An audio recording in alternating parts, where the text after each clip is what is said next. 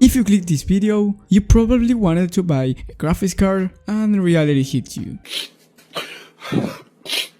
But don't worry my guy, because I found a solution for you. Today I will bring you some good cheap graphics cards that have stock. This video was made for all type of budgets. We are going from the cheapest to the most expensive one. And I will explain as well what games these cards are going to run well. You have all the links in the description of this video, as well with my most recommended pre-built PC that actually will cost you much less in the long term, and I will explain why later.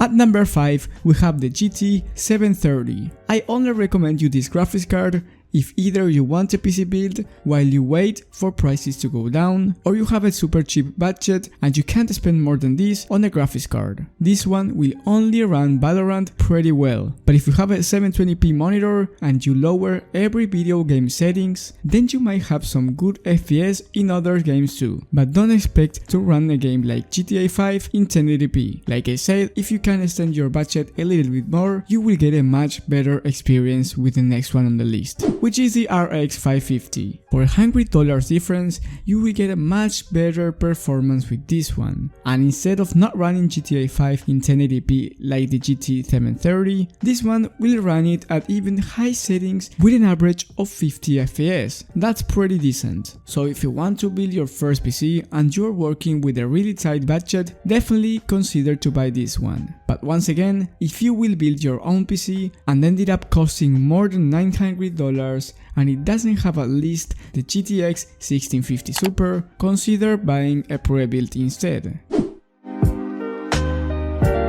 Moving to number 3, we have the GT 1030. This one has 2 gigs of VRAM as well as the RX 550, and there is something important to see here, and that is the GDDR5 version, so it's much better at performing at games. While this version manages to average 61 FPS on Battlefield 1, the other version, the DDR4, only managed to average 28 frames per second, so it's a huge difference and the price difference is low. This graphics card is designed to play in competitive games, so it's really good to start gaming if your budget allows it. However, this GPU does not achieve 144 FPS in most of competitive games, so if you're thinking of buying a 144Hz monitor, we don't recommend you doing that, and if you want a GPU that can run those FPS, we recommend you buying the number 2 or number 1 option.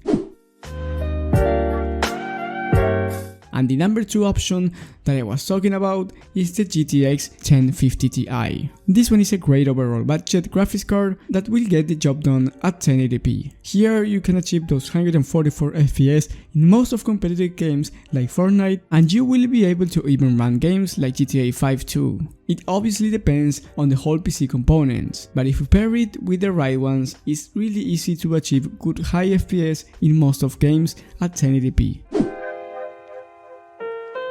And finally, moving into number 1, the best budget GPU is the GTX 1650, but the most expensive on the list. My recommendation is for you to buy a pre-built PC instead of this graphics card, unless you already have a PC build that just needs a GPU, or you want that building your PC experience. But other than that, I don't really recommend you buying a PC build with this graphics card from zero. The performance of this graphics card alone is great, don't get me wrong, and it's the best one on the list by far. But when it comes to budget, you will need at least $1,200 to buy a whole PC with it, when for $900 you can get a system that performs the same. And even at $1,200 you can get a system with the RTX 3060. I have a video around that by the way, so you might be interested on watching it. So, unless you have that PC built already and you only need a graphics card, I highly recommend you going for a pre-built PC. Remember that my recommendation model is down below in the description. You will actually have 2 recommendation models in case you have a little bit more of money. If this video was helpful to you